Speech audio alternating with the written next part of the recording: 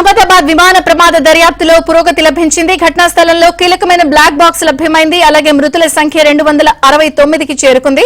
ఈ ఘటనకు సంబంధించి లేటెస్ట్ అప్డేట్స్ ప్రధానంగా ఢిల్లీ నుంచి సతీష్ అందిస్తారు. సతీష్. విజయ్ చంద్రిక అహ్మదాబాద్ విమాన ప్రమాద ఘటనపై ఇప్పటికే దర్యాప్తు సంస్థలు విచారణ వేగవంతం చేస్తున్నాయని చెప్పాల్సి ఉంటుంది. ఇక DGCA director general of civil ఏవియేషన్తో పాటు forensic, local police, international traffic control, ట్రాన్స్పోర్టేషన్తో పాటు ఇక international traffic control, transportation security సంస్థ, అదేవిధంగా బోయింగ్ టెక్నికల్ టీంతో పాటు జీఈ ప్రతినిధులు ప్రత్యేక దర్యాప్తు కూడా కొనసాగిస్తున్నారు. మరోవైపు ఈరోజే ఎన్ఐఏ సైతం కూడా కొన్ని బృందాలను తీసుకొని నేరుగా ఆ ప్రాంతాన్ని కూడా సందర్శించడం జరిగింది. ఎన్ఐఏ సైతం కూడా కొన్ని వివరాలను కూడా సేకరిస్తుంది. మరోవైపు ఫోరెన్సిక్ టీం సైతం కూడా వివరాలు సేకరిస్తుంటే ఇక ఏటీఎస్కి సంబంధించి గుజరాత్ ఏటీఎస్కి సంబంధించిన పోలీసులు సైతం కూడా ఒక బాక్స్ను సైతం కూడా తీసుకోవడం జరిగింది. మరోవైపు ఇక బ్లాక్ బాక్స్కు సంబంధించి నిన్న ఎన్ఎస్జీ కమాండోలంతా కూడా ఘటనా స్థలానికి చేరుకున్నారు. ఘటనా స్థలంలో ఎన్ఎస్జీ కమాండోలు బ్లాక్ బాక్స్ను స్వాధీనం చేసుకున్నారు. బ్లాక్ బాక్స్కు సంబంధించి ప్రధానంగా దాన్ని డీజీసీఏకి అప్పగించడం జరిగింది. ఇక డీజీసీఏ దాన్ని డీకోడింగ్ చేయాల్సిన అవసరం ఉంటుంది. ఒకవేళ బ్లాక్ బాక్స్ యొక్క దెబ్బతింటే కాక డీకోడింగ్ ద్వారా దాన్ని వేరియేషన్ చేసి అనేక రూపాల్లో దాన్ని వేరియేషన్ చేసిన తర్వాత డీకోడింగ్ చేసిన తర్వాత బాక్స్కి సంబంధించిన అంశంలో ఎక్కడైతే ప్రధానంగా పైలట్స్ ఏటీసీతో కావచ్చు, అదేవిధంగా అటు విమానయాన సంస్థలకు సంబంధించి ప్రధానంగా కంట్రోల్ రూమ్తో మాట్లాడిన సందర్భాలు కావచ్చు, వాటికి సంబంధించిన కాల్ డేటా, వాటికి సంబంధించిన డేటాను సైతం కూడా రికవరీ చేసే పనిలో కూడా అటు డీజీసీఏ ఉండబోతుంది. ప్రధానంగా దానికి సంబంధించి అత్యంత కీలకంగా మొత్తం ఈ విమానయానికి సంబంధించి ప్రధానంగా ఘటనకు సంబంధించిన విషయంలో ఎక్కడ కూడా ఇప్పటివరకు కూడా ఒక క్లూ కూడా దొరకలేదు. విమానం ప్రమాదం గల కారణాలు ఏంటి, పక్షులు ఢీకొన్నాయా, లేదంటే టెక్నికల్ ఫాల్ట్ వచ్చిందా, లేదంటే రెండు ఇంజన్లు ఎట్ ఏ టైం ప్రాబ్లం సాంకేతిక లోపం వచ్చిందా అనే దాంట్లో కూడా కొంత క్లారిటీ లేదు. కానీ అనేక కోణాల్లో విచారణ అయితే కొనసాగుతుందని చెప్పాల్సింది. అనేకంగా ఫోరెన్సిక్ విభాగం సైతం కూడా అదే ప్రదేశానికి చేరుకొని నిన్న నుంచి కూడా శాంపిల్స్ సేకరిస్తున్నారు. మరోవైపు ఇక ఆ విమానం ఒక్కసారిగా కుప్పకూలిన సందర్భంలో మెడికల్ కాలేజ్ బిల్డింగ్ని బలంగా ఢీకొట్టిన సందర్భం ఉంది. మెడికల్ కాలేజ్ బిల్డింగ్ ఢీకొట్టడంతో ఒక్కసారిగా మధ్యాహ్నానికి భోజనానికి వచ్చిన అటు మెడికల్ కాలేజ్ సంబంధించిన జూనియర్ డాక్టర్స్ కావచ్చు, మెడికల్స్ కావచ్చు, వారందరికీ కూడా తీవ్ర స్థాయిలో కూడా గాయాలైనాయి. కొంతమంది మృతి చెందడం జరిగింది. నిన్న జరిగిన ఘటనలను చూసుకుంటే దాదాపు 24 మంది స్పాట్లోనే మరణించడం తెలుస్తుంది. మరి కొంతమంది దాదాపు 5 పైన కూడా వారి డెడ్ బాడీలు కూడా గుర్తించలేని పరిస్థితి ఉందని కూడా స్థానికంగా ఉన్న విద్యార్థులు సైతం కూడా ఇదే అంశాన్ని పోలీసులకు వెల్లడించడం జరిగింది. తాజాగా ఈరోజు కూడా క్షతగాత్రులంతా కూడా హాస్పిటల్లో చికిత్స పొందుతున్న సందర్భంలో మరికొంతమంది కూడా దాదాపు 4 మెడికల్ విద్యార్థులు మృతి చెందడం తెలుస్తుంది. దాదాపు ఈ ఘటనలో 28 మంది మెడికల్ విద్యార్థులు ఇప్పటివరకు మృతి చెందినట్టు కూడా తెలుస్తుంది. దాని అధికారికంగా మాత్రం ఇప్పటివరకు ఎక్కడ కూడా ఒక ప్రకటన లేదు. మొత్తం ఈ విమాన ప్రమాదంలో దాదాపు అటు ఆన్ బోర్డులో ఉన్న 242 మందిలో 241 మంది మృతి చెందితే ఒక మృత్యుంజయుడిగా రమేష్ శ్రీవాస్తవ్ మాత్రమే ప్రాణాలతో బయటపడ్డాడు. ఇక ఆయనకు సంబంధించి ఆయనను అటు టీములు సైతం కూడా విచారించే అవకాశాలు, ప్రధానంగా డీజీసీఏ సైతం కూడా ఆయన విచారించే అవకాశాలు చాలా స్పష్టంగా కనిపిస్తున్నాయి.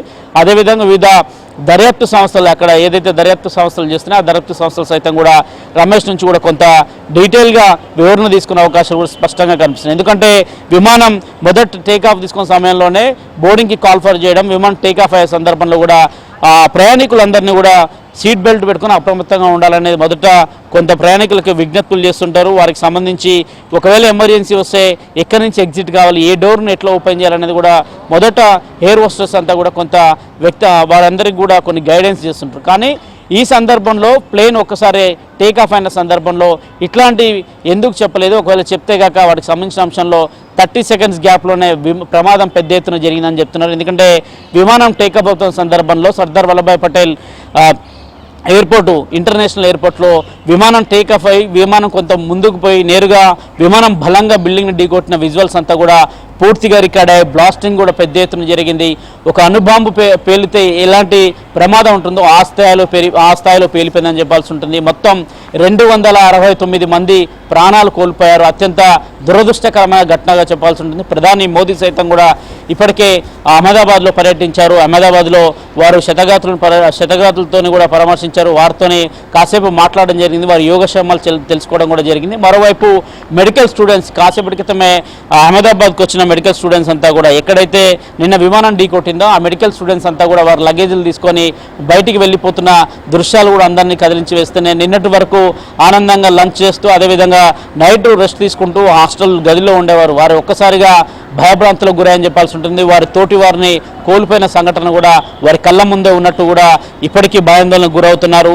ఒకేసారి లంచ్ చేస్తున్న సందర్భంలో పెద్ద ఎత్తున భారీ శబ్దం వినిపించింది. ఒక్కసారిగా తాము మొదటి అంతస్తుల నుంచి దూకి తమ ప్రాణాలు కాపాడుకున్నాం. కానీ మరికొంతమంది విద్యార్థులు మాత్రం అక్కడే చనిపోయారు. కొంతమంది శవాలను కూడా గుర్తుపట్టలేని పరిస్థితి ఉంది వారి బాడీని అనే అంశాన్ని కూడా చెప్తున్నారు. 241 మందికి సంబంధించి వారి జాడ తెలియలేదు. వారందరికీ ఇప్పటికే DNA టెస్టులు నిర్వహిస్తున్నారు. దాదాపు ఇప్పటికే సగం మేర మటుకు DNA టెస్టులు పూర్తి చేస్తున్నారు. ఇక గుజరాత్కి సంబంధించి ప్రధానంగా అహ్మదాబాద్లో ఉండే లోకల్స్ అంతా కూడా వచ్చి ఎవరైతే వారి బాధిత కుటుంబాల సభ్యులు ఉంటారో, ఎవరైతే ఆ ప్లేన్లో లండన్ పోయేందుకు టికెట్లు బుక్ చేసుకోరో వారికి సంబంధించిన అంశాలను కూడా వారి డేటాని చెక్ చేయడంతో పాటు వారికి సంబంధించిన బంధువులకు ఇప్పటికే ఇన్ఫర్మేషన్ ఇచ్చారు. హాస్పిటల్ పరిసర ప్రాంతాల్లో అంతా కూడా కొంత ఒక రకమైన వాతావరణం అయితే నెలకొందని చెప్పాల్సి ఉంటుంది. నిన్న మధ్యాహ్నం నుంచి కూడా కుటుంబ సభ్యులు పెద్ద ఎత్తున కూడా హాస్పిటల్ ప్రాంగణంలో ఉన్నారు.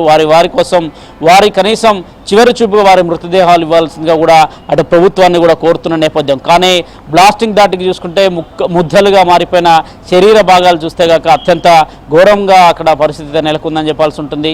కేంద్ర ప్రభుత్వం అదేవిధంగా DGCA కావచ్చు, రాష్ట్ర ప్రభుత్వాలు ఎప్పటికప్పుడు కూడా అనుసంధానం చేస్తూ కూడా బాధిత కుటుంబాలకు డెడ్ బాడీలను అందించేందుకు త్వరితగతిన చేస్తామంటున్నారు.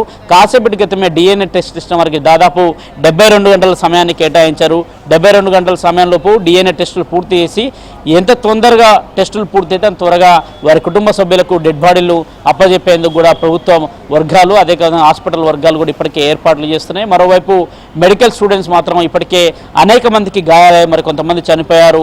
వారు కూడా తిరిగి ఆ మెడికల్ కాలేజ్ నుంచి నేరుగా వారంతా కూడా బయటికి వెళ్ళిపోతున్న దృశ్యాలు కూడా అందరినీ కూడా ఎంతో కొంత ఉద్వేగానికి అదేవిధంగా ఇబ్బందులకు గురి చేస్తుందని చెప్పాల్సి ఉంటుంది. ఎందుకంటే నిత్యం లంచ్ వారంతా కూడా ప్రాక్టీస్ ముగించుకొని నేరుగా లంచ్ చేస్తూ ఉన్న కారణంలో ఒక్కసారి పైన విమానం ధాటికి బిల్డింగ్ అంతా కూడా తునాతునకలుగా మారిపోయిన పరిస్థితి నెలకొంది. ఇక ఈ బ్లాక్ బాక్స్లో కీలకంగా మారిపోయింది. బ్లాక్ బాక్స్ యొక్క లోపట సంభాషణ ఏ విధంగా ఉంది, పైలట్ ఎలాంటి అంశాలు చెప్పారు, ఇద్దరు పైలట్లు విమానం అత్యంత సీరియస్గా పోయి విమానం వారి హ్యాండ్ నుంచి వెళ్ళిపోయిన సందర్భంలో ఒక్కసారిగా కంట్రోల్ తప్పిన సందర్భంలో వారు ఏం మాట్లాడారు, ATC ద్వారా ఏమొచ్చింది, వారి రాడర్ ద్వారా వాళ్ళకి ఏమొచ్చింది, ATCకి ముందే ఇన్ఫార్మ్ చేస్తే మేడే అనేది కావచ్చు, డేంజర్ సిగ్నల్స్ ఇచ్చిన సందర్భంలో ఒక్కసారిగా ఏం జరిగింది అనేది కూడా తేలాల్సి అంటే DGCA పూర్తిగా బ్లాక్ బాక్స్ను పరిశీలించాల్సి ఉంటుంది. దానిలో ఉన్న డేటా కావచ్చు, దానికి సంబంధించిన కోడింగ్ కావచ్చు, వాటన్నిటిని కూడా రిట్రీవ్ చేసిన తర్వాతకి పూర్తిగా కూడా DGCA కేంద్ర ప్రభుత్వానికి ఒక నివేదిక ఇచ్చే అవకాశాలు కూడా చాలా స్పష్టంగా కనిపిస్తున్నాయి. విజయచంద్రిక.